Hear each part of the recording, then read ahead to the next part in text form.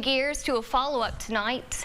New technologies, including artificial intelligence, was the focus of a panel where experts discussed how tech will help businesses.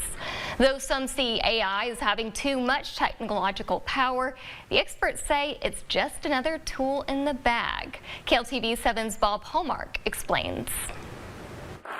The panel was an offshoot of an economic outlook event in Tyler Thursday, assembled to educate people on the benefits of utilizing new smart technologies, including AI.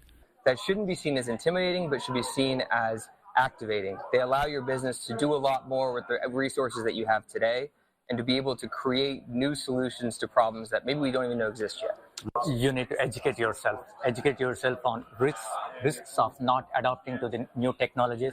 They attempted to dispel fears that AI will replace jobs or somehow become self-aware and can't be controlled. We really need to begin to embrace the big technology, the big data that we have at our fingertips. Most businesses, small, medium-sized businesses, have data that they can begin to leverage and compete. Even expert economist Dr. Ray Perryman says new technology has always been viewed with skepticism and oftentimes fear.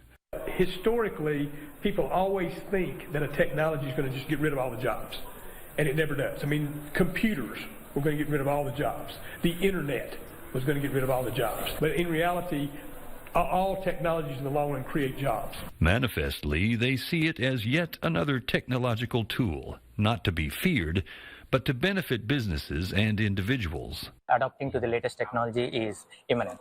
Because if you're not doing it, your competitor will be. Bob Hallmark, KLTV 7 News.